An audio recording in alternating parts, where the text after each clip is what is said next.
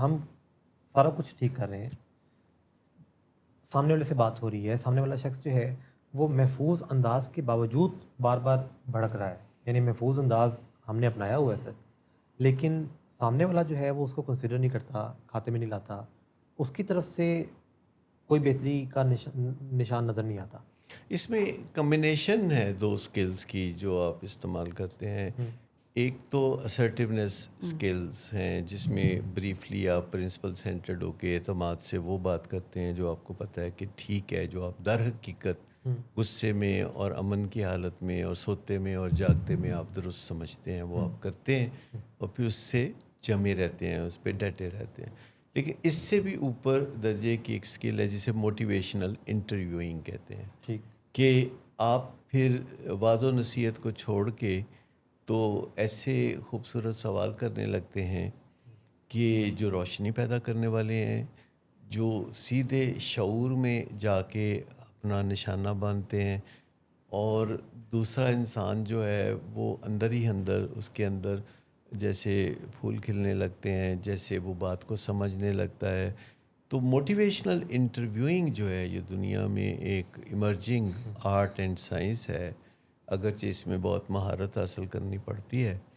کہ جو نیگوسیشنز ہوتے ہیں، جو مشکل معاملات ہوتے ہیں، جب آپ کسی کو اپنے نقطہ نظر پہ قائل نہیں کر پاتے تو آپ ایکسپلوریشن شروع کر دیتے ہیں، جیسے معدنیات تلاش کرتے ہیں زمین میں. تو اسی طریقے سے پھر آپ کسی کے اندر جو ڈیپ ڈاؤن چھپی ہوئی اچھی خواہشات یا اچھے مقاصد ہوتے ہیں، اہداف ہوتے ہیں، آپ جیسے دہی بلو کے مکھن اوپر لاتے ہیں تو پھر آپ ان کو اوپر لاتے ہیں. اور آپ کسی کو ایسے سوال کرتے ہیں کہ جس سے وہ سوچنے پہ مجبور ہو جاتا ہے.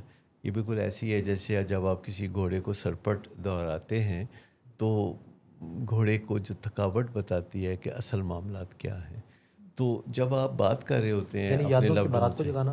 جی، اپنے لوڈ ون کو نیچا دکھانے کی ہر کوشش چھوڑ کے آپ چہرے پہ مسکراہٹ رکھتے ہیں اور اپنے اس اعتماد کے ساتھ چل رہے ہوتے ہیں کہ آخرکار آپ اپنا نقطہ نظر سمجھانے میں کامیاب ہو جائیں گے.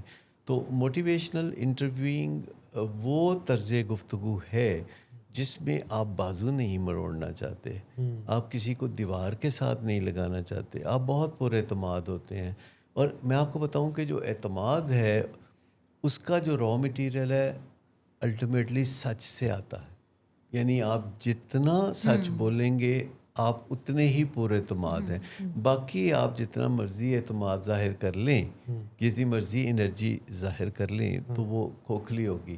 لیکن سچ کی جو طاقت ہے یا جو آپ کے اندر دل کا احترام ہے، جب آپ ان چیزوں کو بروئے کار لانے لگتے ہیں اور آپ اس فکر سے آزاد ہو جاتے ہیں کہ نتیجہ کیا نکلے گا، تو پھر آپ سمجھیں کہ آخری جو جیت ہے وہ آپ کی ہوتی ہے اور اس میں دوسرا کبھی ہارتا نہیں ہے.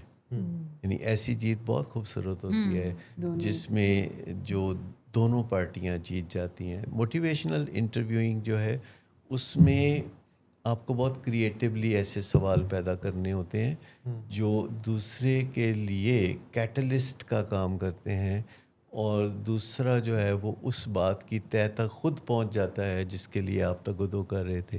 تو آخرکار آپ اپنی بات جو ہے دوسرے تک پہنچانے میں کامیاب ہو. مریض کو کیسے پتہ چلے کہ آپ اس کی بھلائی چاہتے ہیں؟ اس کا بڑا آسان سا لٹمس ٹیسٹ ہے کہ جو آپ اپنے دل میں جھانک کے دیکھ لیں کہ کیا واقعی آپ مریض کی بھلائی چاہتے ہیں. تو کئی دفعہ ایسا بھی ہوتا ہے کہ بظاہر لگتا ہے کہ سب لوگ بھلائی چاہتے ہیں، لیکن در حقیقت کچھ لوگ اپنی فطری کمزوریوں کی وجہ سے بھلائی نہیں بھی چاہ رہے ہوتے، وہ سیبوٹیج بھی کر رہے ہوتے ہیں کسی منصوبے کو. اداروں میں، کمپنیوں میں ہر قسم کے لوگ پائے جاتے ہیں. کچھ لوگ ہوتے ہیں جو کسی بھی منصوبے میں تن من دھن لگا رہے ہوتے ہیں، کچھ لوگ ہوتے ہیں صرف ساتھ دے رہے ہوتے ہیں، کچھ لوگ در پردہ کام خراب کر رہے ہوتے ہیں لیکن خود سے مان نہیں رہے ہوتے، اور یہ لوگ بھی بیچ میں شامل ہوتے ہیں. تو انسانوں میں جو ویرائٹی ہے نا یہ بڑی زبردست ہے. تو آپ کو پہچاننا ہوگا. لیکن جہاں تک فیملی ممبرز کا اپنے لوڈ ون سے بات کرنا ہے تو اس میں اگر وہ بھلائی چاہتے ہیں تو جلد یا بدیر دوسرے کو پتہ چل جاتا ہے. یہ باڈی لینگویج سے بھی پتہ چلتا ہے, فیشیل ایکسپریشن سے بھی پتہ چلتا ہے, ورڈ سے بھی پتہ چلتا ہے, اور یہ سب چیزیں مل کے بتاتی ہیں کہ دل میں کیا ہے. تو فیملی ممبرز میں جو بھی آگے بڑھ کے یہ کام کر رہا ہوتا ہے تو باقی سب کو بھی اسی پیج پہ لانا جو ہے نا وہ بہت امپورٹنٹ ہوتا ہے.